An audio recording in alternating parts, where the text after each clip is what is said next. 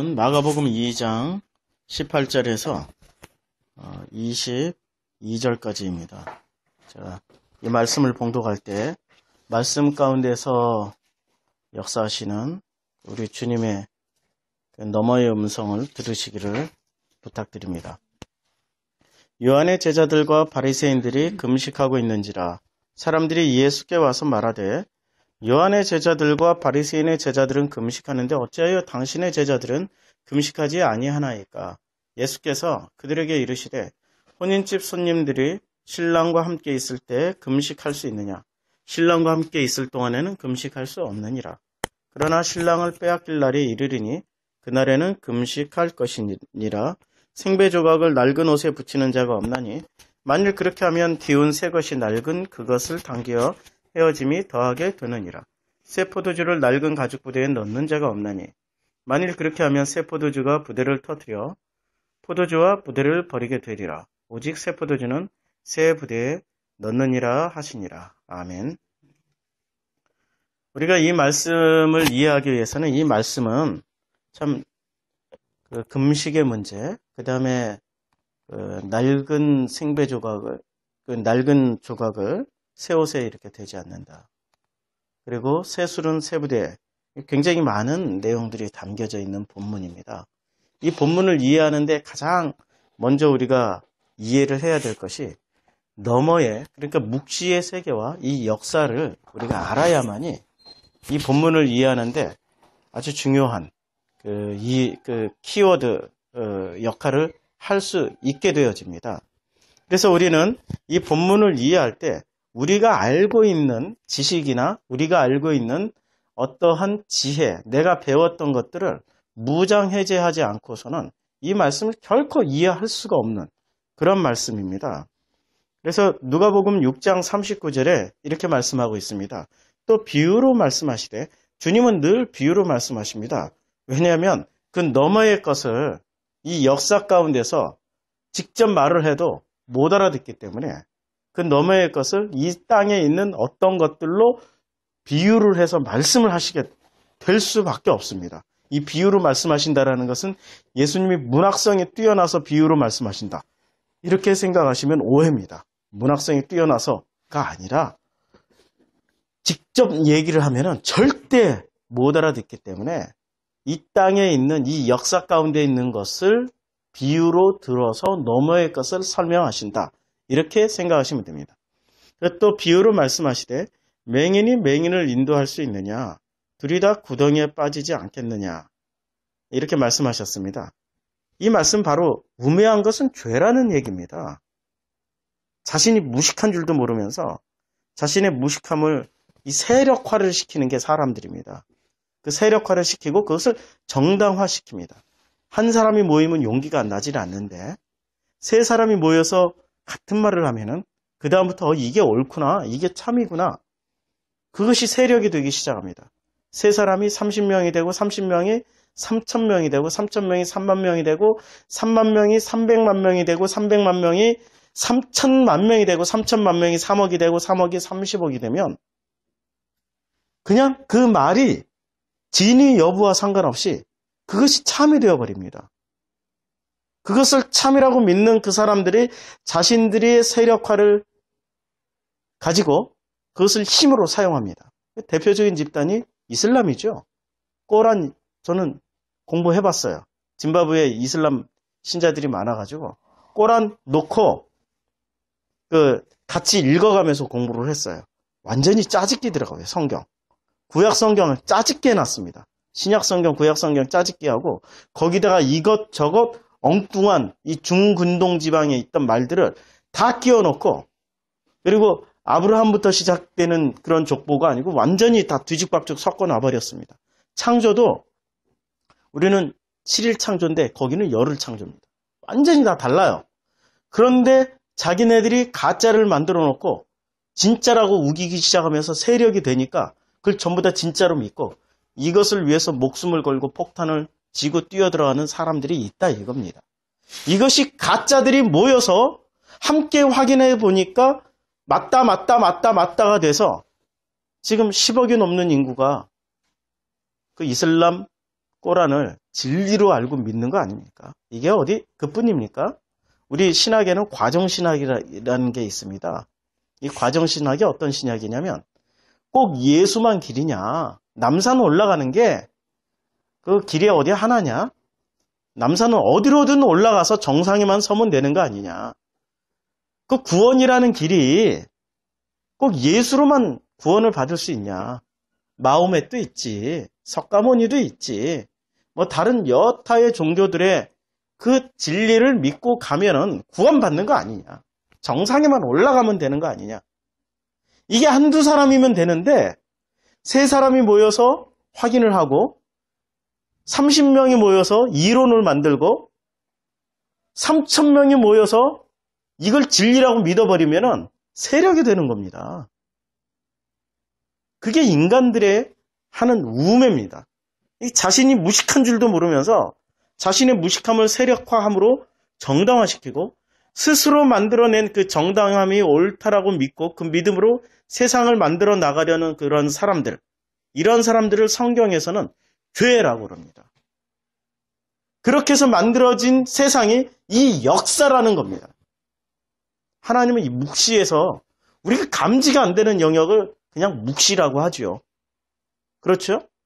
우리가 언어가 없어요, 사실은. 이게 너머에 우주라고 말하기도 그렇고 그 너머라고 얘기를 할 수밖에 없는 그 어떤 영역을 그냥 묵시라고 말하면은 그 묵시를 우리는 알 수도 없고 깨달을 수도 없습니다. 하나님이 이렇게 던져주신 세상이 바로 역사입니다.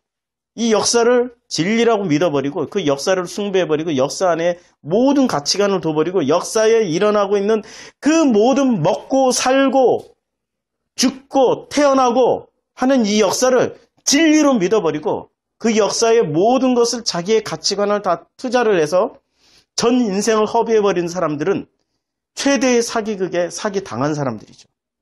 하나님이 이 역사를 주신 것은 역사를 통하여서, 이 역사 굉장히 소중한 겁니다.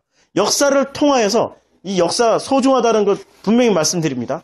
이 역사를 통하여서 너머에 있는 그 묵시 하나님을 깨달으라고 주신 거기 때문에 굉장히 소중한 겁니다. 그러나 이 역사를 절대 가치관으로 믿고 섬기지 말라라고 하신 거죠. 역사를 통하여서 너머를 알으라고 말씀하신 겁니다. 근데 사람들은 이 역사를 절대 가치관으로 섬겨버립니다. 이것을 죄, 이것을 우상 숭배라고 말씀하고 있습니다. 그 너머에 있는 하나님을 모르고 눈에 보이는 것으로 하나님을 해석해서 그 하나님이 진짜 하나님이라고 우기는 진짜 웃기지도 않은 믿음들이 지금 종교화된 기독교에 판을 치고 있다 이겁니다. 종교화된 기독교에서 주장하고 있는 만몬 숭배, 잘 먹고 잘 살고 소원 성취 만사 형통, 기도하면 이루어진다, 뜻하는 바는 반드시 하나님이 응답해 주신다. 이게 바로 역사의 가치관을 두고 역사를 섬겨버리는 대표적인 종교화된 그 우상 숭배라는 거죠. 이것을 자기도 믿고 다른 사람들에게도 권하고 있고 그것을 그 권하는 것을 정당하고 기쁨이라고 생각하고 그것을 사랑이라고 표현하고 있는데 이걸 누가복음에서는 이렇게 말씀하고 있죠. 6장 39절에 또 비유로 말씀하시되 맹인이 맹인을 인도할 수 있느냐? 둘이 다 구덩이에 빠지지 아니하겠느냐? 지금 맹인이 된 이 한국교회, 종교화된 이 세계 기독교, 그 맹인들을 인도해서 둘 다 어디에 빠진다고 했습니까? 구덩이에 빠진다고 그랬습니다. 건너가지 못하고, 구덩이에 빠진다라는 건 건너가지 못하고 그냥 건너가는 길이 있다라고 믿었는데 건너가는 그 다리가 실제로는 존재하지 않는 겁니다. 자기네들 환상으로는 보이죠.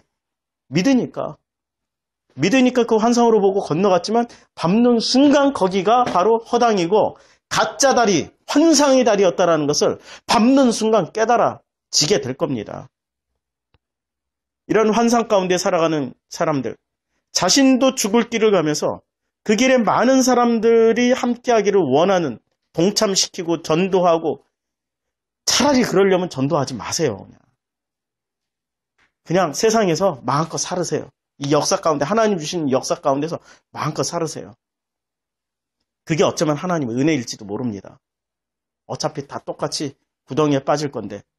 그러나 진리의 사람들은 그 마음의 갈급함이 있어서 교회에서 설교를 들을 때, 어떤 그 성경 공부를 할 때, 그리고 교회 생활에 종교화된 교회 생활 속에서 이 우상 숭배하는, 이 역사를 숭배하고 있는 역사 안에서의 이 교회 생활을 할 때, 종교 생활을 하는 그 모든 사람들 가운데서도 하나님의 자녀들은 갈급함이 생기기 시작합니다. 이게 아닌데? 이게 아니고 뭐가 있는데? 그 무언가를 좀 나에게 가르쳐 달라고 목사한테 요구하고 부목사한테 성경 공부할 때 제대로 좀 가르쳐 달라고 해도 사실 아무도 모르기 때문에 못 가르쳐 주는 거죠. 그래서 진리에 갈급한 사람들이 그 진리를 찾아다니는 일, 그게 오늘 본문 말씀입니다. 오늘 본문 말씀에 금식한다고 그랬죠. 왜 금식을 합니까? 진리를 찾으려고 금식하는 거죠. 진리를 찾으려고. 바리새인들과 누가 금식합니까? 요한의 제자들. 왜 바리새인과 요한의 제자들이 금식을 하고 있죠? 제가 이 본문을 헬라어로 찾아보고 영어 번역으로도 찾아봤는데 병행구로 놔뒀습니다. Pharisees and the disciples of John 이렇게 나옵니다. 그러니까 병행구로 이거는 동시에 같이 일어나는, 같이 합동금식했다는 얘기죠. 왜 합동금식을 합니까? 바리새인들과 요한이 같이 병행할 수 있는 그런 복음을 가진 존재입니까? 아니에요. 요한의 제자들과 바리새인들은 같이 어울릴 수 없는 존재입니다. 요한이 살아생전에 그렇게 했죠. 바리새인들을 보고 뭐라고 욕을 냈습니까? 독사의 자식들이라고. 그 독사의 자식은 마귀 새끼라는 뜻입니다. 유대인들에게 가장 심한 욕은 독사, 뱀. 왜? 지들은 알거든. 이 에덴 동산에서 사람들을 미혹해서 선악과 따먹게 만든 존재가 뱀, 그놈이 사탄, 마귀라는 거야. 독사라고 얘기하면 우리더러 사탄이라고 말하는 거구나. 이런 뜻이 되기 때문에 아주 기분 나빠하죠. 기분 나쁜 게 아니라 분노하죠. 죽이죠. 그래서 예수님 죽이셨잖아요. 누가요? 바리새인들이 죽였잖아요. 자기네들을 사탄이라고 얘기했다가, 독사의 자식이라고 얘기했다가, 그 사람들이 합동금식을 하고 있는 겁니다. 이게 이해가 말도 안 되는 얘기입니다. 지금 도저히 섞일 수 없는 물과 기름이 함께 모여서 금식을 하고 있습니다. 금식이라는 공통 분모를 가지고 함께 모여서 금식을 하고 있습니다. 왜 금식을 할까요? 그 마가복음 1장 14절에 보면은 세례 요한이 옥에 갇히매라고 나옵니다.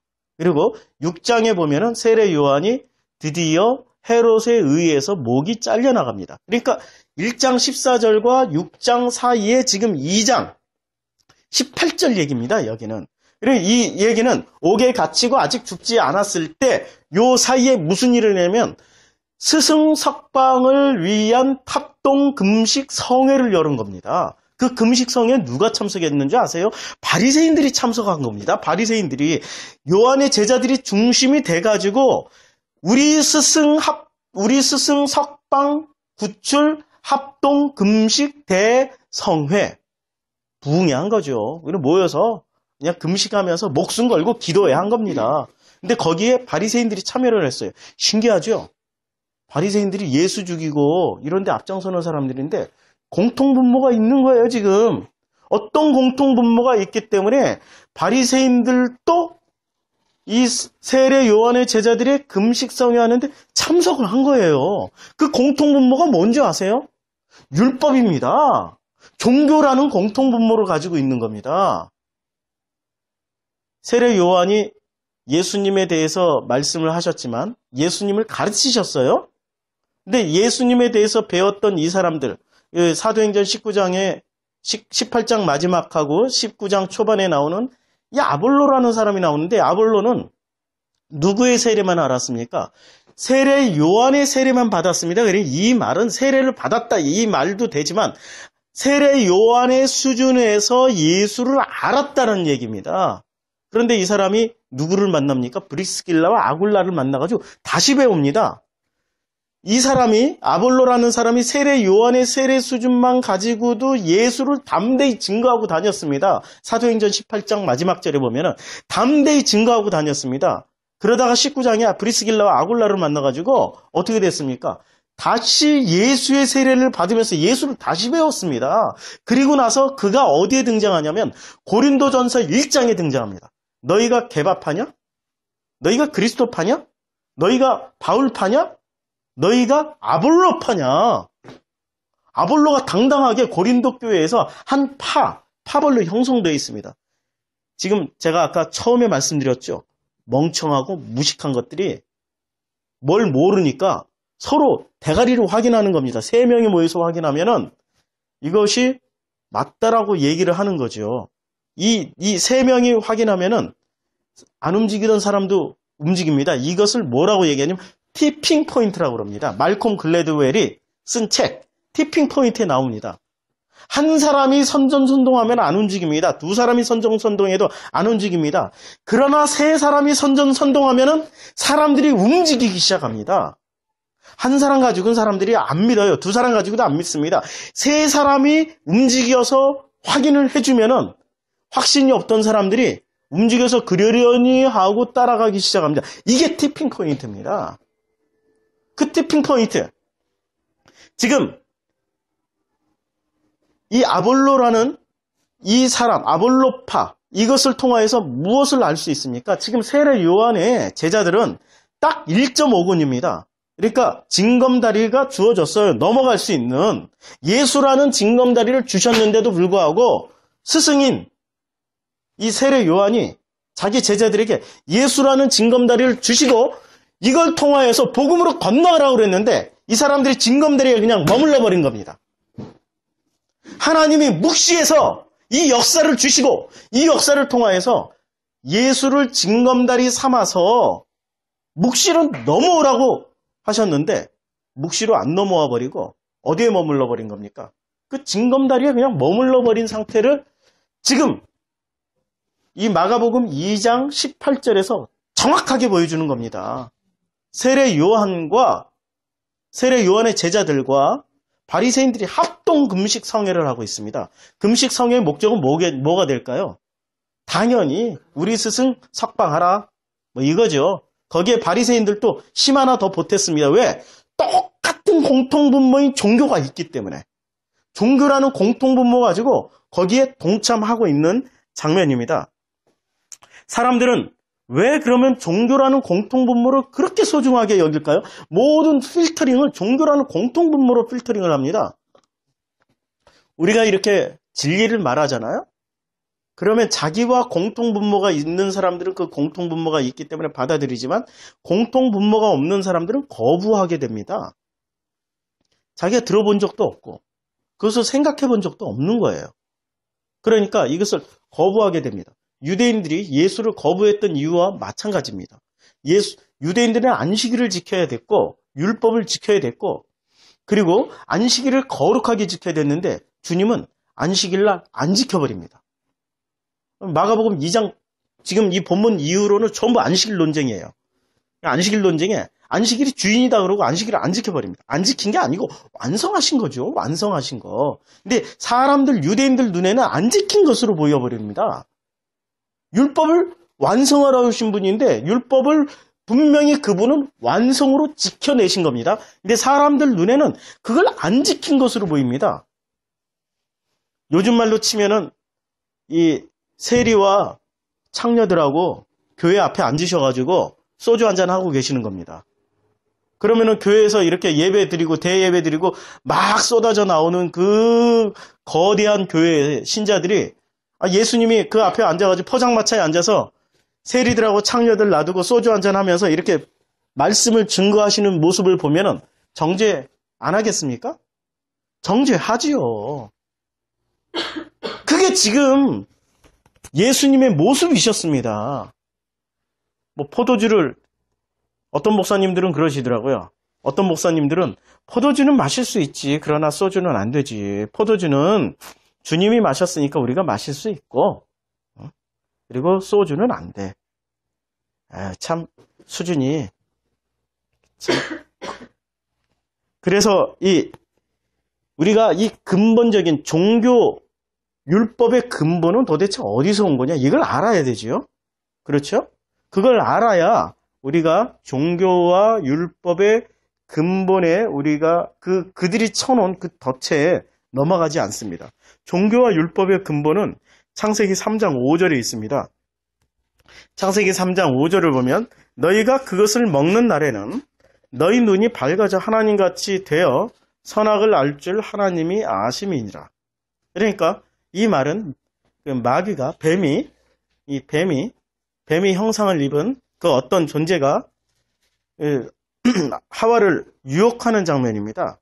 너희가 그것을 먹는 날에는 그냥 선악을 알게 하는 나무 그것을 먹는 날에는 너희 눈이 밝아진다고 했습니다. 눈이 밝아지면 안 보이던 것도 보이는 거죠. 그렇죠? 안 보이던 것도 보이는 거죠. 안경을 쓰면은 제가 요새 이렇게 눈이 노안이 와가지고 돋보기 하나 맞췄습니다. 이거 맞추고 나니까 옛날 젊었을 때 20대 때의 시력, 이 노안이 오기 전의 시력을 회복했어요.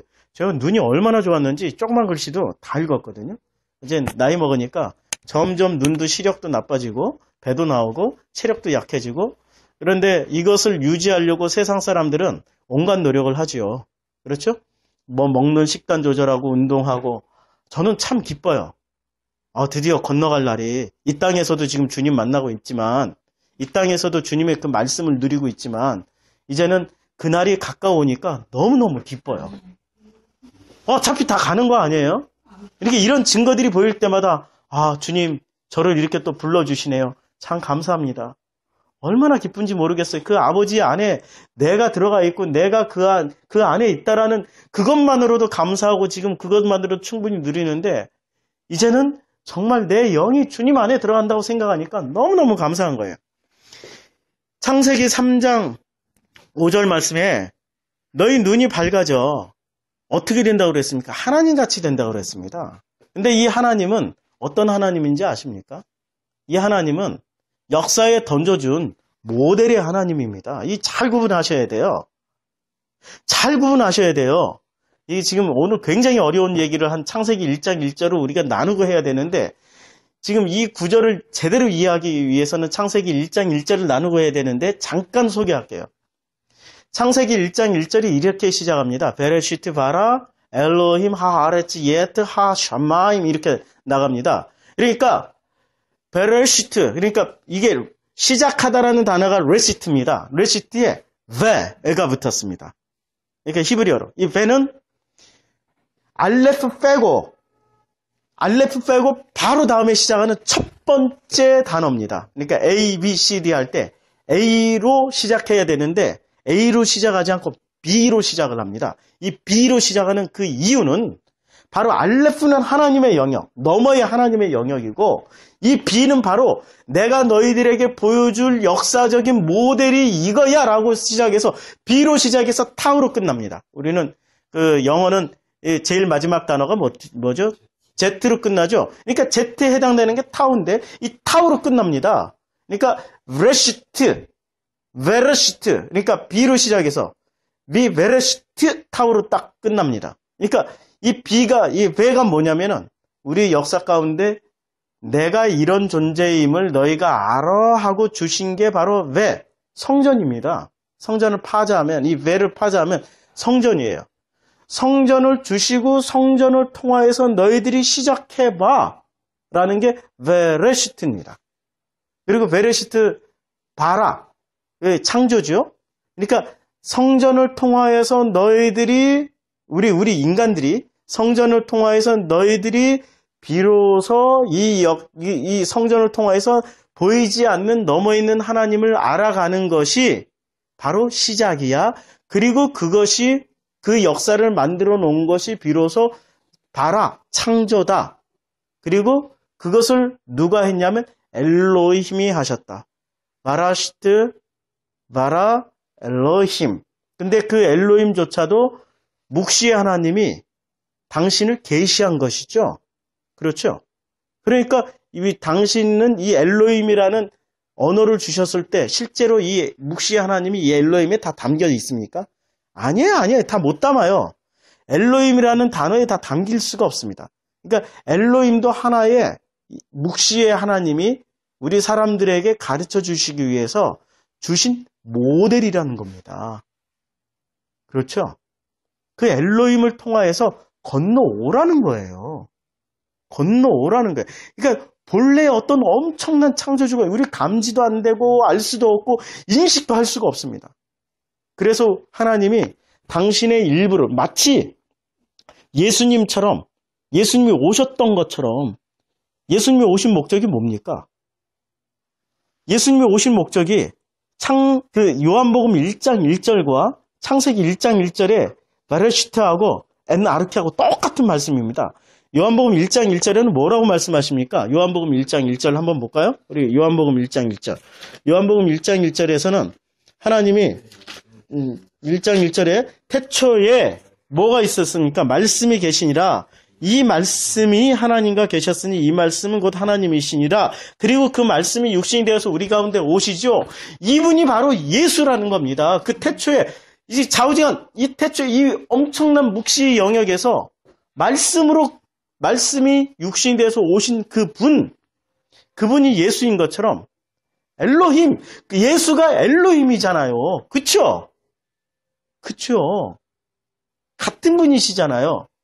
그러니까 그분을 우리가 알아야 되는데 그분을 통하여서 너머의 창조주를 넘어오라는 겁니다, 지금. 근데 사람들은 어떻게 하고 있습니까? 예수를 섬기고 예수께 드리고 예수의 말씀을 지키는 것으로 최선을 다해버립니다. 마치 유대인들이 엘로힘을 믿고 엘로힘을 섬기고 엘로힘을 지키고 엘로힘께 드렸던 것처럼 그렇게 주저앉아버리면 누가 되냐면 유대인들이 되고 바리새인들이 되는 겁니다.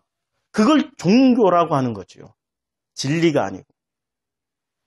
그래서 창세기 3장 5절에 너희가 그것을 먹는 날에는 너희 눈이 밝아져 하나님같이 돼요. 이 역사에 던져진 그 예수같이 된다는 얘기입니다.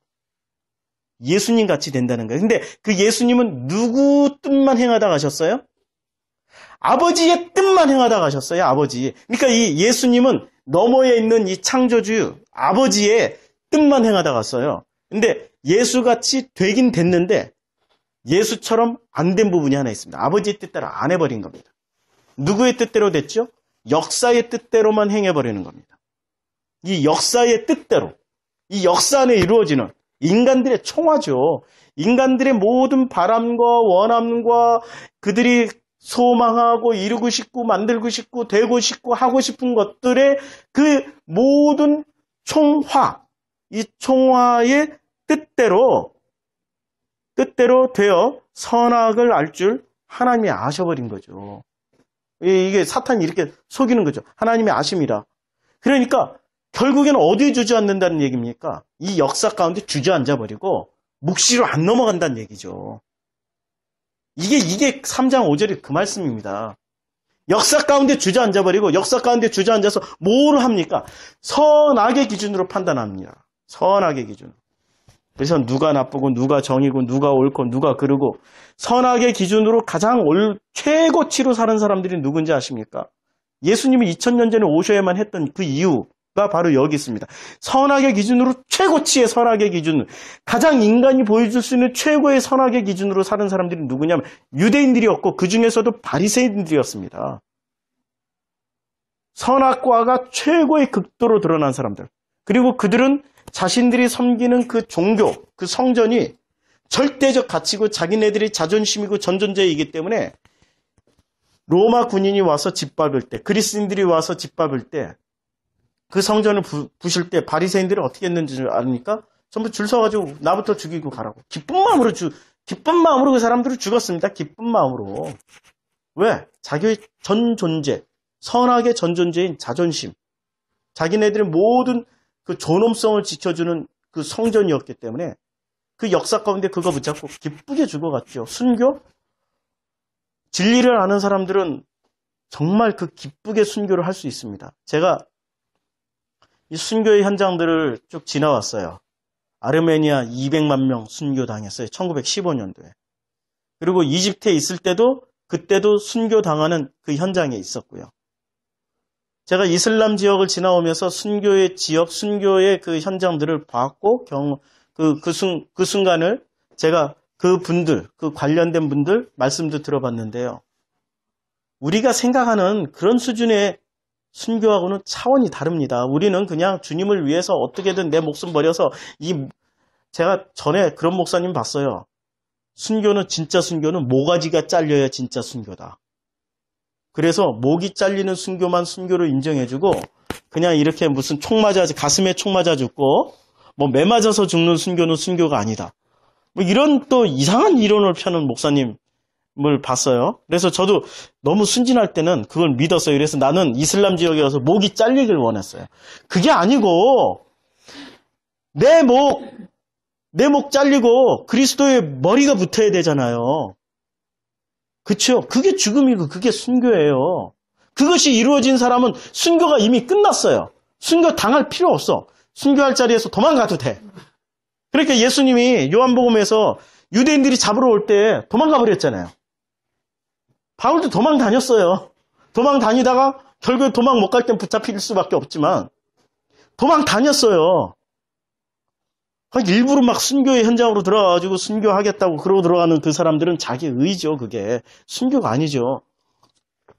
아니 내 목 잘리고 이미 지금 이 땅에서 말씀 가운데서 말씀이신 그리스도의 머리가 딱 붙으면은 내 몸에 붙어 있으면 그게 이미 순교 당한 사람이죠. 그렇잖아요? 그런데 그걸 어거지로 막 죽으러 다니고 죽음의 자리에 그걸 또 강조하고 그냥 그 순교 당하는 그 주기철 목사님 더 이상 말씀 안 드릴게요. 그거 한다고 그게 위대한 신앙인이 되고 진짜 참 그리스도인이 되고 그게 아닙니다. 진짜는 내 생각을 관장하는 이 머리가 지금 모든 생각, 감정이 내 머릿속에서 나오잖아요. 이 머리가 지금 살아있는 이 동안에 그리스도의 그 머리가 돼서 붙어버리는 겁니다. 그러면 뭐가 되는 거예요? 내 감정, 내 생각이 다 말씀으로 바뀌어버리는 거예요. 그게 순교죠. 그게 이루어져야 된다라는 거예요. 그게 안 이루어지고 나서 어떻게 내 머리 붙이고 아버지 앞에 딱 가서 넌 누구냐 그러면 저는 정성필인데요. 이 대답밖에 안 나오잖아요.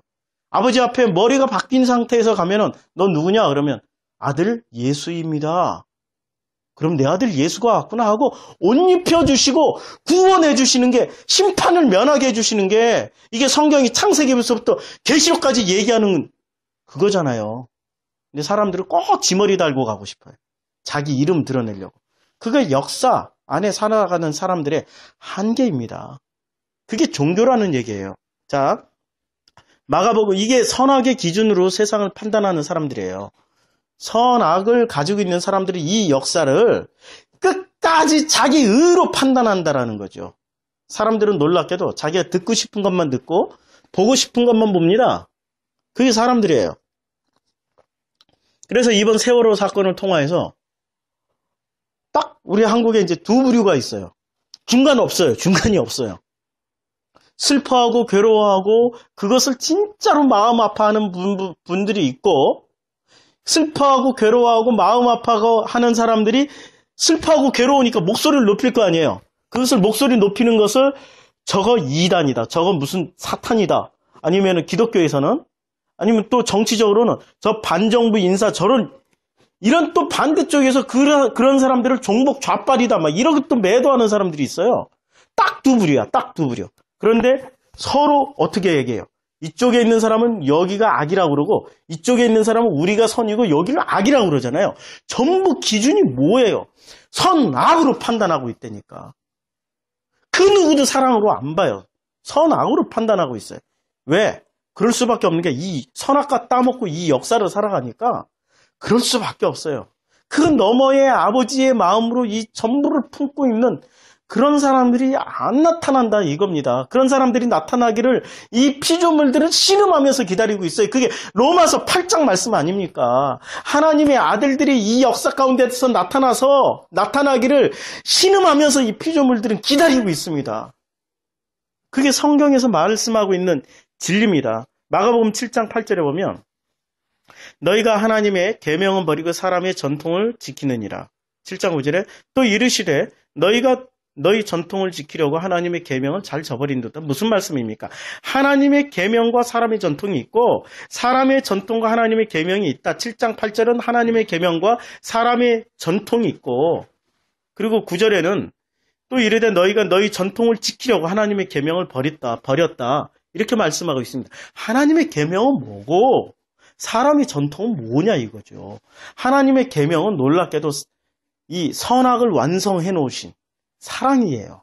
그런데 사람들은 그것을 끝까지 선악으로 나눠서 판단을 하고 맙니다. 기어이 선악으로 판단하고 마는 것, 그걸 뭐라고 그러죠? 작게는 율법, 크게는 종교라고 얘기합니다. 그리고 그 종교 안에 모든 게 뭐가 다 들어와 있습니까? 철학도 그 안에 들어와 있죠. 법도 선악으로 판단하지요. 모든 가치관, 세계관이 다 선악 기준 안에 다 세워져 있지 않습니까? 그것을 통틀어서 종교라고 그러고 그 종교를 크게 봐서 역사라고 말을 하고 있습니다. 성경은. 역사 자체가 종교의 역사입니다. 선악의 역사가 있기 때문에 하나님의 계명과 사람의 전통 그리고 사람의 전통과 하나님의 계명 이것을 잘 기억하셔야 됩니다. 그래서 7장 15절이 그래야 마가복음 7장 15절이 이해가 됩니다. 무엇이든지 밖에서 사람에게로 들어가는 것은 능히 사람을 더럽게 하지 못하되 사람 안에서 나오는 것이 사람을 더럽게 하는 것이요. 밖에서 안으로 들어가는 건 뭡니까? 하나님이 건너오라고 이 제시해 주신 모델, 그림자 이것을 통하여서 이 역사라는 모델 그림자를 통하여서 하나님의 그 실체, 원형으로 건너오라고 주신 거 아닙니까? 근데 사람들은 어떻게 하죠? 이 말을 표면적으로 이해를 해버리고 어떻게 하냐면 뭐 음식물 먹으면 뒤로 나오는 배설물처럼 이런 수준으로 해석을 해버립니다. 내가 인식하고 알고 하나님의 좋은 말씀을 들었는데도 불구하고 내 입에서 더러운 말 나오니까 이게 바로 이런 말 아닌가? 사람 안에서 나오는 것이 사람을 더럽게 하는 것이다. 밖에서 들어오는 것이 더러운 게 아니라 안에서 내가 이 용하고 나쁜 행동하고 이걸 다 이런 식으로 해석을 해버리죠. 아닙니다. 이게 그런 해석이 아니고요. 살리는 하나님의 말씀이 들어가면 살리는 말씀으로 나와야 되고 살리는 그 진리로 나와야 되는데 살리는 그 진리로 나오는 것이 아니라 죽이는 종교로 나온다는 얘기입니다.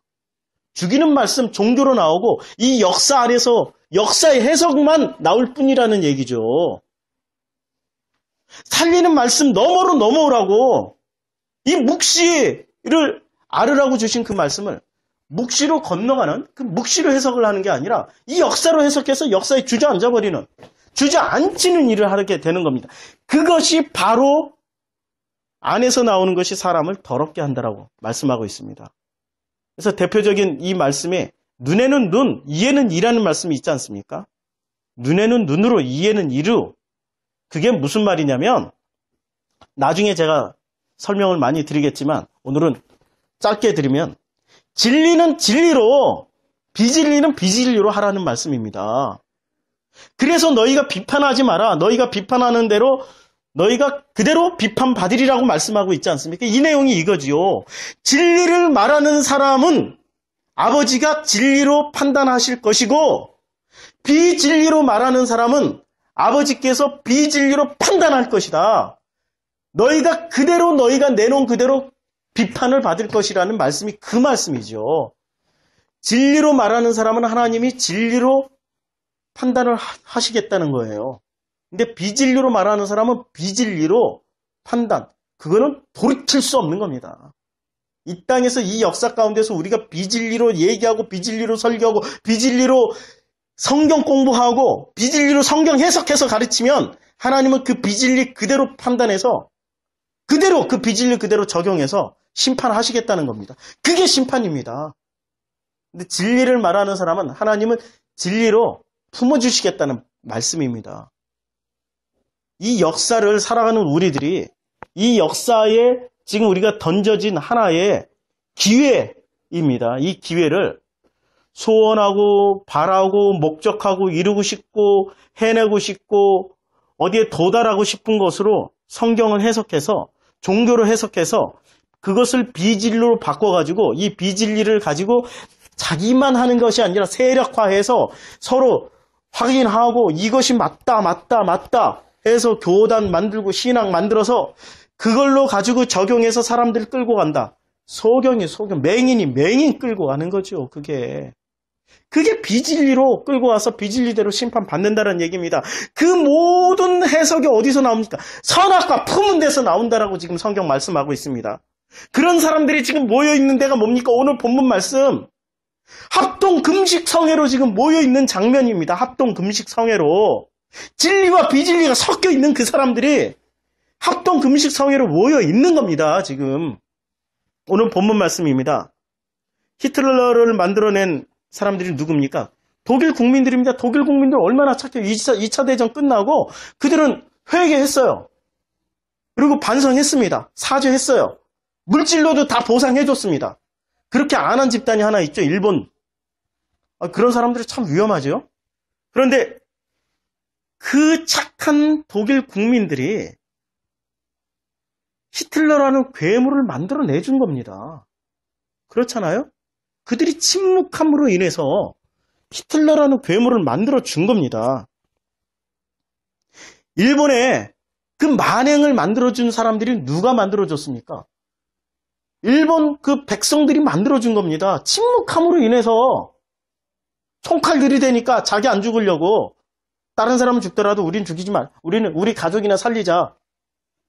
이러고 총칼 들이댈 때 침묵해버리고 일본이 우리나라 국가보안법 이전에 이미 1912년인데 국가보안법 같은 거 만들어 놓고 입 뻥끗하면 죽여버리고 감옥 가둬버리고 그거 하기 싫은 사람들을 자기 자녀들 가지 말아 가지 결국엔 자기 자녀들 다 군대 보내서 죽였고 전쟁 나서 원자탄 터져서 죽었고 B-29 폭격해서 수많은 사람들 죽임 당했고 결론이 이렇게 난 겁니다. 자기네들만 죽었습니까? 한국에 얼마나 많은 사람들이 징용 가고 위안부 끌려가고 전 세계적으로 얼마나 많은 사람들이 죽임을 당해야만 했습니까? 침묵하고 있으니까. 진리를 깨달은 사람들이 침묵하면 이러한 이 종교화된 이 역사 가운데 이러한 일들이 발생하게 되는 겁니다. 그 말씀이 사람 움직이게 해야 되는 거죠. 그래서 이 역사를 살아가는 우리들에게 하나님이 주신 당신의 아들들에게 주신 어떠한 임무가 있다는 겁니다. 진리를 전해야 되는 거죠. 이것이 우리에게 주어진 일인데 우리는 침묵함으로 넘어가 버립니다. 예수님 이름이 3가지가 있는 거 아십니까? 예수님. 우리는 그냥 예수님만 믿고 있잖아요. 예수님만. 예수 이름이 3가지입니다. 예수가 있어요. 태어나서 십자가에서 죽으실 때까지 예수로 사셨습니다. 그리고 부활 후에 그리스도라는 이름으로 주님이 활동하셨습니다. 그리고 부활 후 승천하시고 난 후에는 그리스도의 영이 돼서 우리에게 오셨습니다. 우리 안에 성전을 짓고 오셨죠? 그분이 바로 성령님이십니다. 하나님은 당신을 설명하시기 위해서 이 모델을 주셨습니다. 그것이 예수라는 모델을 주신 겁니다. 그리고 그리스도도 모델이십니다. 그렇죠? 그 예수를 통하여서 그리스도가 되라고 모델을 우리에게 역사 가운데 보여주신 겁니다. 그리고 그것을 깨달으라고 당신의 영, 그리스도의 영이 오셔서 우리 안에 거하시는 겁니다. 이게 고린도전서 3장 16절에 이렇게 말씀하고 있죠. 너희는 너희가 하나님의 성전인 것과 하나님의 성령이 너희 안에 계시는 것이 이루어져야 하는 것. 이게 바로 하나님의 성전, 우리가 하나님의 성전이란 얘기예요. 우리 마음이, 그리고 하나님의 성령이 우리 마음 안에 계시면은 그것이 비로소 그리스도의 영이 우리 안에 거해서 우리가 예수도 알게 되고 그리스도가 누군지를 알게 돼서 아버지로 건너오라는 거죠. 아버지는 딱 한 분만 받으셔요. 아들 예수님만 받으십니다. 창조주는 창조주끼리 놀고, 죄송합니다 하나님, 논다라는 표현을, 창조주는 창조주와 함께 안식을 누리시고 피조물은 피조물들끼리 이 역사 안에서 지들끼리 선악 기준을 가지고 치고받고 싸우는 것을 즐거움으로 알고 살아가는 거예요. 그걸 행복이라고 착각하고 살고 있는 거예요. 기준이 완전히 다릅니다. 그런데 피조물은 선악 기준에서 내가 옳다, 네가 옳다, 나를 얼마나 내가 오르니까 내가 세력화해가지고 내가 이만큼 실현하면은 나를 실현하는 거죠.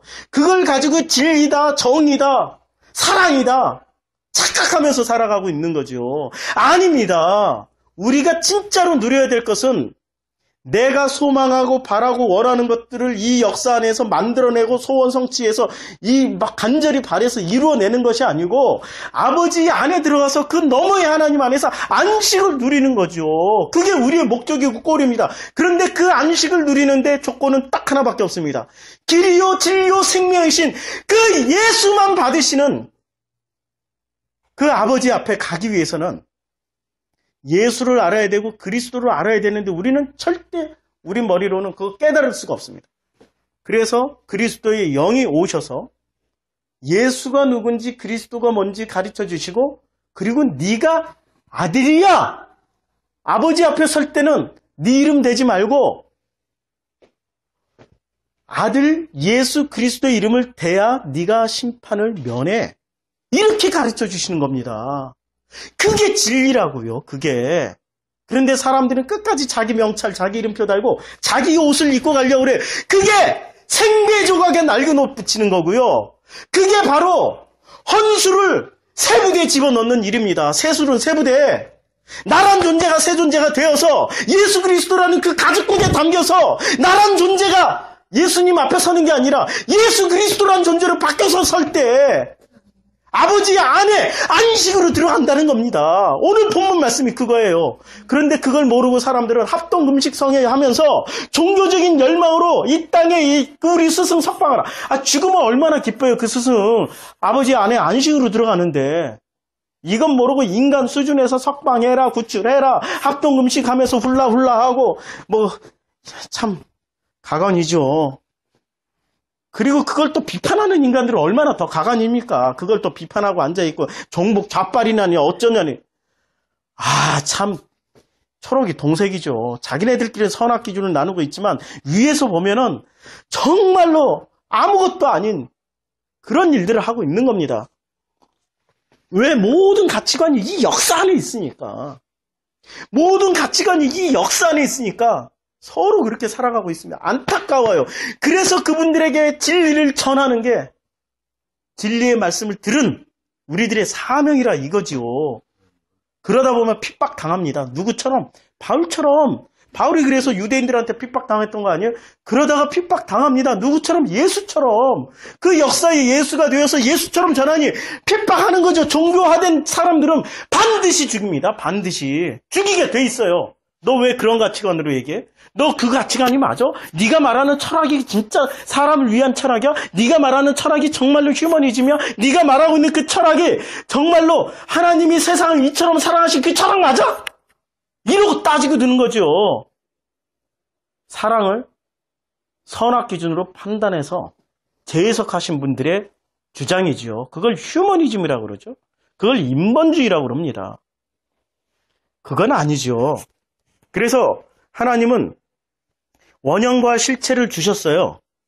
예수, 그리스도, 그리스도의 영으로 주셨던 것처럼 원형과 실체를 주셨는데 이 원형과 실체 이거 참조를 해주시고 제가 그림을 그려봤습니다. 원형과 실체를 주셨는데 원형과 실체와 근본이 있고요.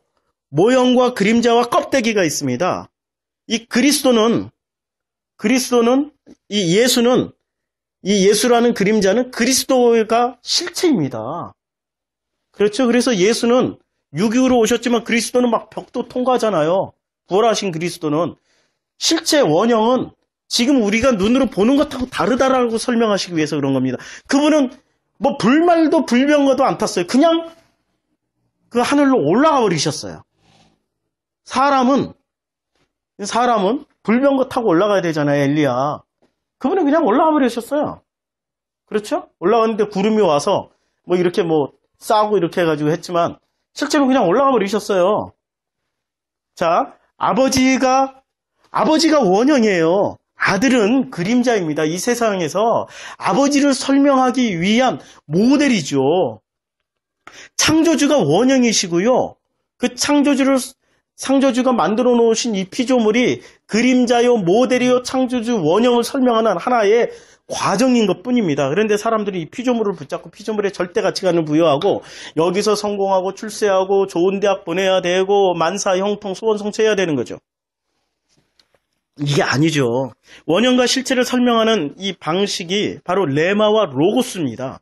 원형과 레마로 깨달아진 사람들은 그 원형을 알게 되는 거고 끝까지 로고스만 붙잡고 가는 사람들은 이 모델, 그림자만 붙잡고 가는 불쌍한 사람들이 되는 겁니다. 원형의 세계인 묵시와 그림자의 세계인 이 역사를 구분을 해내야 됩니다. 원형의 세계인 이 묵시고 그림자의 세계는 이 역사입니다. 그래서 사람들은 이 역사에서 묵시로 넘어가야 되는데 안 넘어가려고 그래요. 그러니까 안 죽으려고 이를 바득바득 깔고 뭐 비타민 먹어가면서 헬스 해가면서 심지어는 농약 안 넣은 무기농, 유기농 뭐 이런 그 야채 먹어가면서 자기가 오래 살 것이다, 오래 살 것이다, 오래 살 것이다. 건강 강의하시던 그분도 일찍 가셨잖아요, 황 박사님. 아니, 그 건강 많이 한다고 그게 오래 사는 게 아니라니까. 관리한다고 오래 사는 거 아니에요. 모든 건 하나님께 달려 있어요. 그냥 하나님 속 안에 달려 있단 말입니다. 그런데 자기가 이 역사 안에서 한 발이라도 더 디딛고 더 내딛고 그 한 발이라도 자기 역사를 하나라도 더 남기고 가려고 애를 쓰는 게 인간들이잖아요. 그게 사람들이잖아요. 원형인 실제 역사 안에 있으면 아무것도 아니에요. 제가 지난번 한번 설명했죠. 이 점에서 이 점으로 가장 빨리 가는 거, 이 끝에서 이 끝으로 가장 빨리 가는 직선으로 간다라고 많이들 대답하시죠? 아니에요. 접어버리면 그만이에요. 이 점과 이 점이 만나면은 시간도 안 걸려요. 이게 물리학의 법칙이거든요. 이게 사람이 생각할 수 있는 수준의 법칙이에요. 이게 바로 묵시와 우리가 역사가 한순간에 이루어지는 겁니다. 그래서 우리는 이 땅을 살아가면서도 너희 중에 죽지 않고서도 하늘나라를 볼 자가 여기 있다.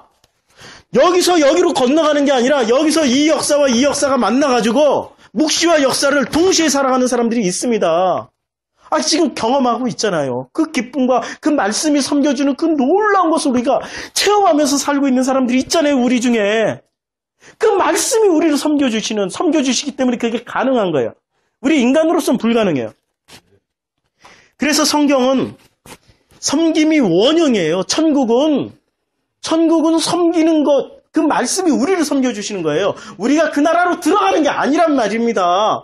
꼭 그냥 국가 개념, 영토 개념으로 생겨가지고 우리가 깨끗하게 죄 안 짓고 열심히 착하게 바르게 살아서 그 나라에 놓고 해서 들어갈 때 하나님이 이렇게 반겨주시고 팔 벌려서 야 아들 왔냐 이런 나라가 아니고 지금 이 순간에도 아버지가 말씀으로 우리를 섬겨주시기 때문에 우리 가운데 일어나고 있는 수많은 고통의 이 세월호 사건, 이 뭐 여러 가지 사건들을 우리가 그것을 그 아픔을 알면서도 그 아픔을 아버지의 말씀으로 섬김받기 때문에 그 아픔 가운데서도 그걸 사랑으로 뒤덮고 넘어가는 거잖아요.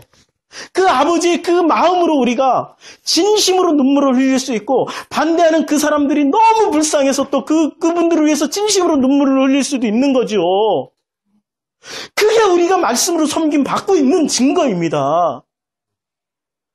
꼭 그 도식화 선악으로 나눠가지고 네 편 내 편 싸워서 아니라니까 지금 사람은 이 피조물의 시각으로 창조주를 보려고 합니다. 피조물의 시각으로 창조주를 보는 것을 옵타노마이라고 그러고요. 그것을 에이돈이라고 그럽니다. 우리는 그래서 어떻게 해야 되냐면 섬김이 원형인 이 바실레이아, 즉 하나님의 나라를 우리가 살아가고 있기 때문에 그래서 우리는 호라오로 봐야 되는 겁니다. 섬김을 받는 사람들은 이 역사를 보이는 역사로만 보는 것이 아니라 너머의 호라오를 이 역사를 끊임없이 살면서 보면서도 너머의 하나님을 보면서 가는 겁니다. 그게 호라오죠. 그래서 우리는 창조주의 시각으로 피조 세계를 봐야 됩니다. 그게 어떻게 가능하냐고요? 그래서 예수가 십자가에서 죽고 그리스도로 부활하신 후 그 원형을 보여주신 다음에 그리스도의 영, 즉 성령으로 우리에게 오신 겁니다. 그래서 아까 읽었던 고린도전서 3장 16절 말씀, 너희는 너희가 하나님의 성전인 것과 하나님의 성령이 너희 안에 계시는 것을 알라라고 말씀하셨습니다. 성전에 계십니다. 우리 안에 성령님이 오시는 분들은 우리가 비로소 그것이 이루어졌음을 알고 깨달아가며 살 수 있습니다. 우리가 여호와께서 모세에게 이렇게 말씀하십니다. 민수기의 21장 8절에 여호와께서 모세에게 이르시되 볼뱀을 만들어 장대 위에 매달아라. 물린 자마다 그것을 보면 살리라. 21장 9절에 모세가 놋뱀을 만들어 장대 위에 다니 뱀에게 물린 자가 놋뱀을 쳐다본 중 모두 살더라. 성경에서 놋뱀은 누구를 상징합니까? 예수를 상징합니다. 그렇죠? 그런데 왜 보기만 했을 뿐인데 이 놋뱀 보기만 했어요? 보기만 했을 뿐인데 죽을 병에서 살아난 건가요? 왜 살아났지요? 이게 신기한 거지요. 여기에 바로 복음의 비밀이 있습니다. 은혜의 비밀, 온전히 값없이 주시는 그 은혜가 여기에 담겨져 있습니다. 이 비밀을 모르면 사람은 반드시 놋뱀의 상징인 예수를 믿고 섬기는 게 아니라 오히려 놋뱀 자체를 섬겨버리게 됩니다. 열왕기의 하 18장 4절 그 뒷부분에 보면은 이렇게 나와 있습니다. 모세가 만들었던 놋뱀을 이스라엘 자손이 이때까지 향하여 분향함으로 이스라엘 백성들이 그 놋뱀을 섬기고 있었던 겁니다. 이 이스라엘 역사 가운데서 내내 만들어서 섬기고 있었던 거예요. 이 짓을 하게 된다는 거죠. 놋뱀을 보기만 하면 되는데 사람들은 놋뱀을 섬겨버리고 있어요. 그렇죠? 그런데 이 놋뱀의 실제 원형은 무엇입니까? 실제 원형을 잘 따져보면 뱀은 누굽니까? 무엇을 상징하고 마귀, 놋은 어디에 제일 많이 쓰여져 있죠? 성전 안에 기구들, 성전 안에 많은 기구들, 성막을 만드는데 이 못을 만들 때 놋으로 만들죠. 물두멍을 만들 때도 놋으로 만들죠. 금, 은 말고 가장 많이 쓰인 게 바로 이 놋입니다. 놋. 그래서 놋 플러스 뱀은 성전 안의 마귀입니다. 성전의 마귀. 이상한 이 성전 안의 마귀가 누군지 아십니까? 이상할 거 하나도 없습니다. 이 성전 안의 마귀는 선악과 따먹은 후 죄의 종이 돼버린 그 마귀의 노예가 되어버린 우리 그 마귀의 속성을 가지고 살아가는 마귀의 자손들, 그 사람들이 다 어디서 살아가고 있다는 얘기예요. 놋뱀은 성전 안에서 살아간다. 그 사람들이 진리를 뭐로 바꿔버리냐? 종교로 만들어버린다라는 말씀입니다. 그래서 심판을 받는 거죠. 진리를 썩을 것으로 대체해버린 겁니다. 로마서 1장. 그 말씀이죠. 그래서 요한복음에서는 그 사실을 분명하게 주님이 말씀해 주셨습니다. 요한복음 8장 44절에 너희는 너희 아비 마귀에서 났으니 여기서 너희 아비 마귀에서 났다고 분명히 말씀하고 있어요. 여기서 너희는 그 유대인, 그들이 성전의 사람들, 성전 안에 있던 놋과 같이 성전의 사람들입니다. 종교인들이었어요. 진리를 주셨던, 진리를 담고 있던 그 그릇들이었습니다. 그런데 그 그릇들을 주님이 오셔서 뭐라고 말씀하고 있습니까? 마귀라고 얘기하고 있습니다. 성전 안의 마귀들, 유대인들, 성전 안의 마귀들, 기독교인들, 교회 다니는 사람들을 이런 얘기하니까 예수님이 돌 맞죠. 지금 교회 안에서 저도 돌 맞을 것 같습니다. 지금 우리 인터넷 성도님들이 저한테 편지를 참 많이 보내주세요. 인터넷 성도님들이 제가 오늘 아침에 편지를 받고 참 이거 어떻게 제가 이렇게 어떻게 이런 감동을 누릴 수 있는지 하나님이 이렇게 위로를 주시더라고요. 이분이 오랫동안 한국을 떠나 한국에서 태어나셨고 그리고 일본으로 이렇게 결혼을 해서 가신 분, 오랫동안 일본에서 사셔가지고 우리말이 굉장히 서투르신 분인데 제 설교를 다 듣고 굉장히 어려운 설교잖아요. 근데 그걸 이해를 하고 계시는 거예요. 그래서 하나 깨달았어요. 이게 성령님께서 깨닫게 해주시는 거구나. 이게 사람이 어떤 지식과 스킬, 잘 전하는 스킬로 깨달아지는 것이 아니고 저처럼 투박하게 전하는 사람이 어디 있어요? 성령님께서 깨닫게 해주시는 거구나. 이걸 확인시켜 주시더라고요. 저한테 이렇게 썼어요. 목사님 전상서. 이렇게. 한국말이 짧으셔서 그래요. 이분이 프라이버시가 있기 때문에 개인적인 거 다 빼고 제가 기도로 많이 구했습니다. 원어 성경을 일본어로 읽으면서 참 주님의 지혜는 설명이 불가능합니다. 우리 최영희 자매님이 제 아내인 것을 모르셔요. 최영희 자매님이 실어주신 그 메시지를 듣고서 이제 유튜브 동영상이죠. 모임 방법도 에클레시아라는 것을 알고 일본에는 많은 자유로운 에클레시아가 무기명 헌금 일하시면서 복음을 전하시는 분들도 계십니다. 주일날 교회당 빼먹으면 큰일 난다 협박하지 않고 한국에서 온 선교사로 오신 교회들이 영혼을 많이 괴롭힙니다.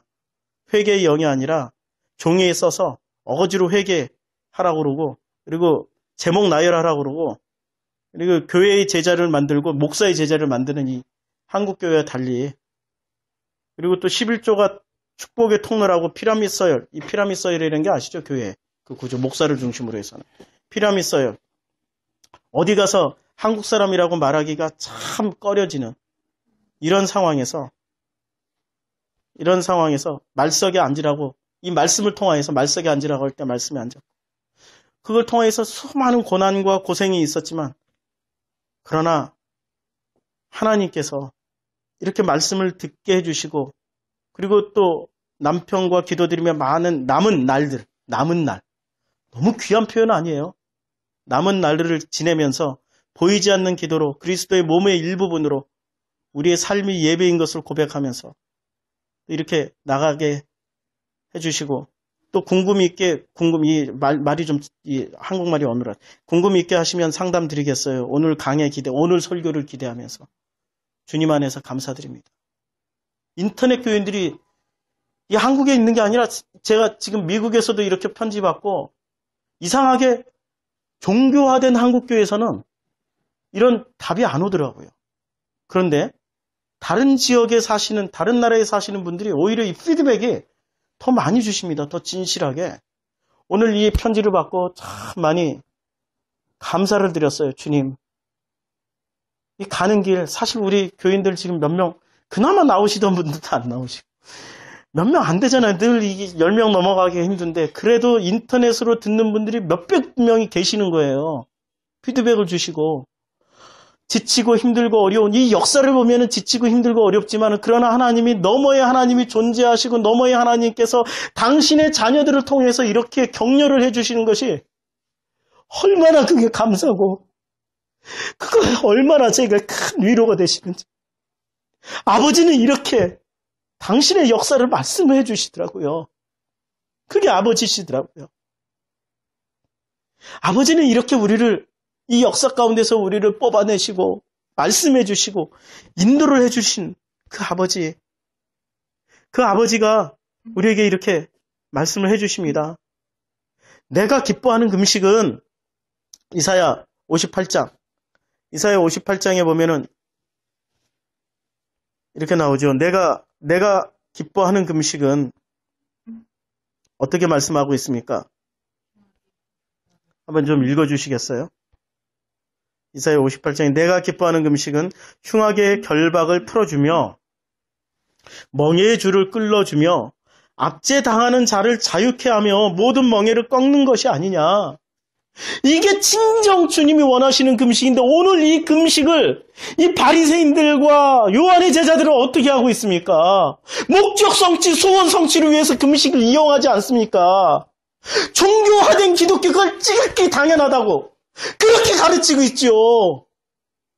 자녀를 위해서 자녀 좋은 대학 가기 위해서 금식하라고 남편 승진을 위해서 금식하라고 일이 안 풀리면 금식하라고 그렇게 가르치고 있지 않습니까? 지금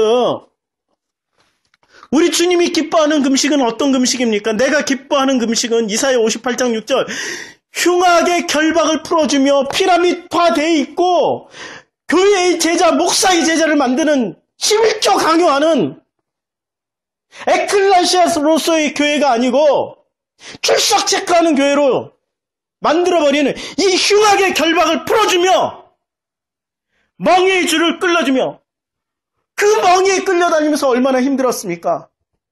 사랑하는 종교화된 우리 기독교 형제 자매 여러분, 그동안에 얼마나 많이 힘들고 고달팠습니까? 밥은 먹고 사십니까?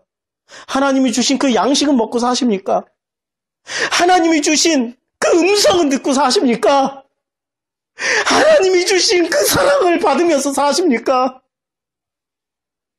얼마나 흉악한 결박에 매여서 얼마나 그 멍에 매여서 그렇게 사십니까?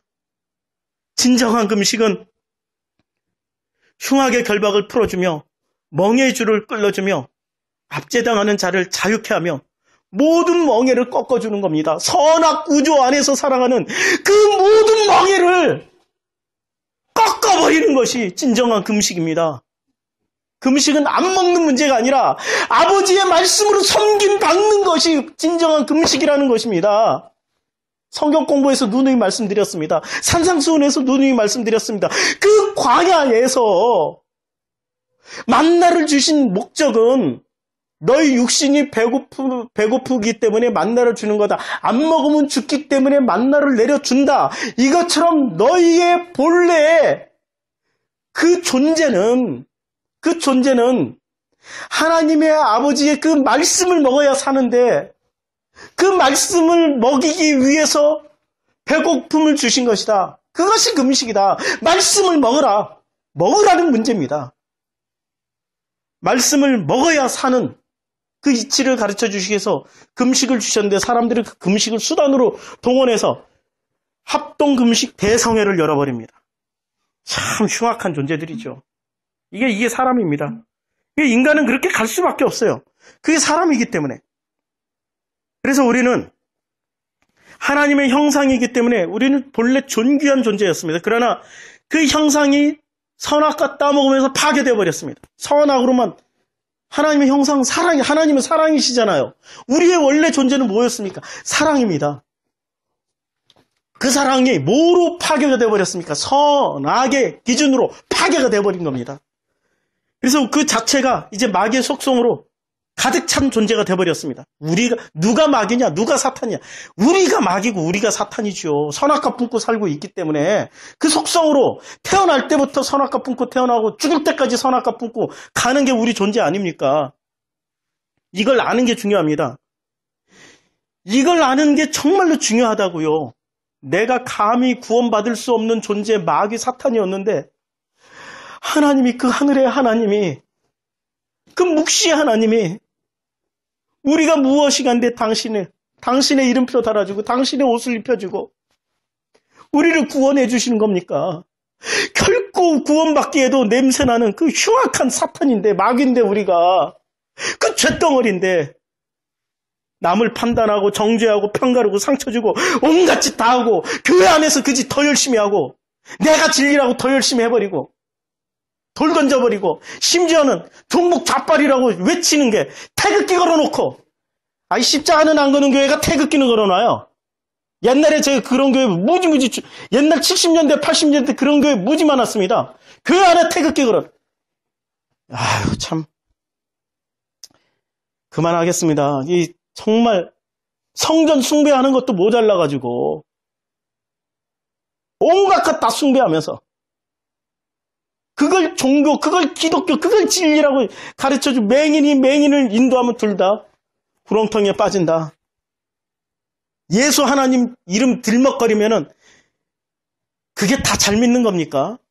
이름만 부르면 다 구원받는 겁니까? 그 말씀이 우리 안에서 이루어져야 되는 거죠.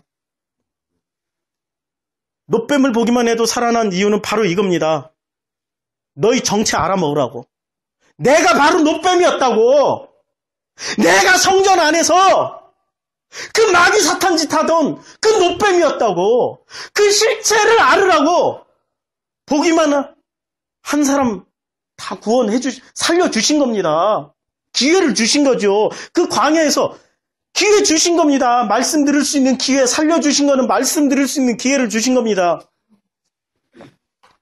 바로 우리가 노뱀이었습니다. 교회는 이거 가르쳐야 되는 거죠.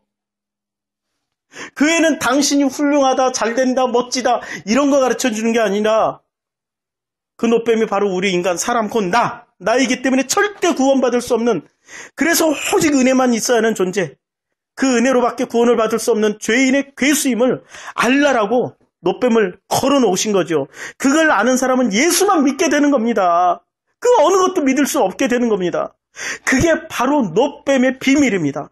다시 말씀드리면 나의 존재는 노뱀이었고 그 노뱀이 되어서 죽으신 그 예수님, 그 장대 십자가, 즉 내 모습을, 거기에 매달린 내 모습을 보고 저분이 바로 나였고 내가 그리스도가 돼야 아버지 앞에 설게 되는 거구나, 이거 알리라고 그 광야에 스타우루스 그 장대에 노뱀 매달아 놓은 겁니다. 오늘 본문을 보면은 2장 18절에 요한의 제자들과 바리새인들이 금식하고 있습니다. 이 금식, 합동 금식 성회하고 있을 때 19절에 예수께서 그들에게 이제 대답을 하십니다. 혼인집 손님들이 신랑과 함께 있을 때는 금식할 수 있느냐? 신랑과 함께 있을 동안에는 금식할 수 없다. 혼인집 신랑이라고 그랬습니다. 주님은 모든 것을 비유로 말씀하셨죠. 그 비유는 이런 거겠죠. 원형을 설명하는 방식이기 때문에 모델을 선택해서 그 모델로 하여금 이 원형을 알게끔 하시는 방식. 그 모든 비유는 원형이 존재한다라는 겁니다. 근데 그 원형을 설명하기 위해서 어떻게 설명했냐면 신랑을 설명했습니다. 신랑은 누구죠? 예수님이죠. 신부는 누구죠? 나죠, 나. 성도죠. 그래서 이거 한국은 안 그래요? 근데 한국 빼고 나머지 나라들은 어떻게 하는지 결혼하는 순간 성이 바뀌죠. 그렇죠. 이름이 바뀌는 겁니다, 이름이 최영애에서 정영이로 바뀌는 겁니다. 아유, 참, 기분 나쁠지 모르겠지만, 그러나 이게 진리입니다. 결혼하는 순간 내 이름 없어지고 예수 이름 단다라는 얘기입니다, 이게. 할렐루야. 이게 진리입니다. 내 이름 없어지고 예수 이름표 달아버리는 겁니다. 내 호적에, 이제는 내 호적에 최씨, 김씨, 이씨가 이제는 예수로 바뀌어버리는 겁니다. 그 이름 안 가지고 가는 거예요. 결혼이 그래서 결혼하면 이름을 바꿔버립니다. 기독교 국가들은. 아시겠어요? 결혼하는 순간 신랑의 성을 가져버리는 존재가 되는 겁니다.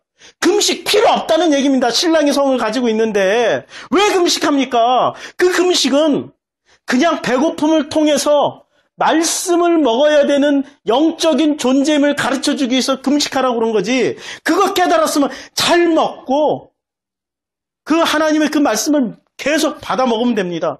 어떻게? 말씀이 섬겨주시니까. 갈급한 사람들은 말씀이 섬겨주십니다. 심령이 가난한 자는 복이 있나니 천국이 저희 것임이라. 이 말씀이 이거잖아요. 마음에 갈급함이 있는 사람은 하나님이 말씀으로 섬겨주실 것이다. 그 사람이 복이 있다. 이 말씀입니다. 그렇죠? 말씀으로 섬김을 받고 계십니까? 바른 말씀으로 섬김을 받고 계십니까? 그게 복입니다. 바른 말씀으로 섬김을 받는 그 영광을 누리십시오. 20절에 그러나 신랑을 빼앗길 날이 이르리니 그날에는 금식할 것이니라. 성경은 먹는 문제, 먹지 말라, 금식은 먹으라는 말씀을 하시기 위해서 이런 성경 말을 하는 게 아니고요. 성경은 이런 말이죠. 그림자, 모델, 그 역사에서 육이 배고프면 반드시 먹어야 하는 것처럼 이제는 그 원형, 본래의 우리의 존재가 이제 그 말씀으로 이제 섬김을 받는 그 때가 온다.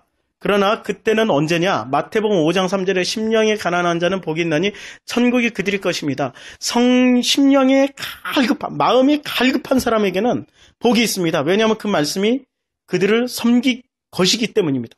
즉 천국은 통치 개념, 국가 개념이 아니라 섬김의 개념이기 때문에 섬김을 받는 사람은 여기서도 하늘나라를 누릴 수 있다는 말씀이죠.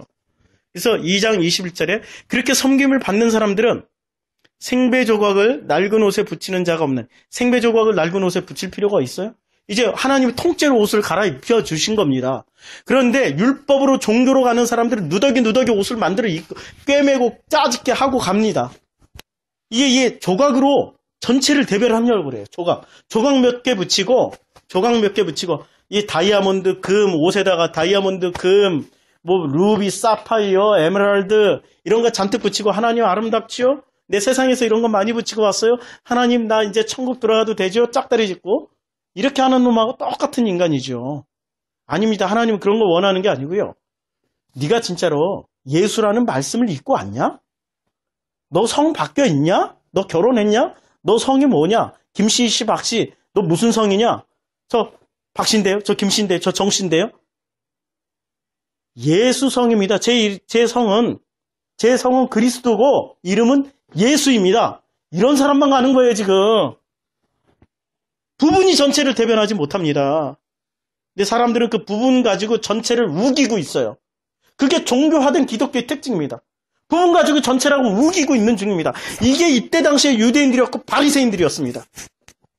2장 22절에 새 포도주를 낡은 가죽 부대에 넣는 자가 없나니 만일 그렇게 하면은 새 포도주가 부대를 터뜨려 포도주와 부대를 버리게 되리라. 오직 새 포도주는 새 부대에 넣느니라 하시니라. 새 것은 원형이지요. 여기서 새 것은 원형입니다. 창조주의 영역입니다. 이것을 받은 사람은 새 것을 담을 수가 있습니다. 그런데 낡은 것, 이 역사 가운데서 이걸 받고 이것을 움켜쥐고 있는 사람은 이것은 새 가죽 부대에 넣어 담길 수가 없습니다. 가죽 부대, 옷 같은 개념 아닙니까? 예수라는 그 옷에 담길 수가 없습니다. 새 것은 원형이고 낡은 것은 그림자입니다. 그림자를 원형에 집어넣거나 원형을 그림자에 넣어보았자 다 소용없습니다. 부분이 전체를 대변하지 못합니다. 무식함이 참 지식을 알지 못합니다. 주님은 우리에게 전체를 알려주시려고 하늘의 큰 높음의 자리를 버리시고 낮고 낮은 이 피조물의 역사 한복판으로 오셨습니다. 아니 1m짜리 살아가는 사람들 가운데 3m짜리 그 인간이 오신 겁니다. 다 자신을 이렇게 날마다 꺾어가지고 무릎을 기어서 다니고 계십니다. 어느 날 이분이 뻘떡 일어나니까 3m, 1m짜리들이 이렇게 쳐다보고 너 3m 했냐? 기분 나쁘네? 다리 자르고 허리 자르고 모가지 자르고 1m짜리로 만들어버린 게 십자가 사건입니다. 그게. 주님이 그렇게 오신 거예요. 그렇게 죽임 당하신 겁니다. 3m를 이해하지 못하는 인간들, 1m밖에 이해하지 못하는 인간들. 결국에 3m짜리를 잘라버려서 죽여버린 겁니다. 우리 말씀이 그런 거예요. 말씀은 우리를 성장시켜 주십니다. 우리가 3m가 되고 10m 되고 100m 되고 우리가 정말로 그렇게 엄청나게 무한히 영원히 하나님은 그렇게 그 말씀으로 우리를 성장시켜 주십니다. 그런데 이 땅의 양식만 먹고 살았던 이 사람들, 1m밖에 성장 못했던 그 사람들은 이제 3m로 서버린 사람들을 핍박할 겁니다. 그게 종교의 역할입니다. 그게 역사입니다. 그러나 걱정하지 마십시오. 이미 우리의 그 아버지께서 말씀이 육신이 돼서 역사의 한복판으로 오셨습니다. 그분이 그 너머의 진리를 설명하셨습니다. 이제 이 진리 가운데서 그 말씀의 섬김을 받는 사람들은 걱정 안 합니다. 걱정할 필요가 없습니다. 여기서 살아도 행복이고 거기에 넘어가도 그 아버지의 안식이 있고 그것 자체가 안식입니다. 그 안식을 누리십시오. 그게 축복입니다. 그게 오늘 본문이 해주시는 말씀입니다. 조각으로 전체를 대변하려고 하지 마십시오. 부분을 알았다고 진리를 안다고 우기지 마십시오. 늘 말씀 가운데 갈급한 사람이 되십시오. 그러면 그 말씀이 우리를 섬겨서 우리를 성장시켜 주실 것입니다. 그게 오늘 주님이 주시는 그 말씀입니다. 종교를 붙잡고 금식성회하는 바리새인들, 세례 요한의 제자들처럼 그렇게 살지 마십시오.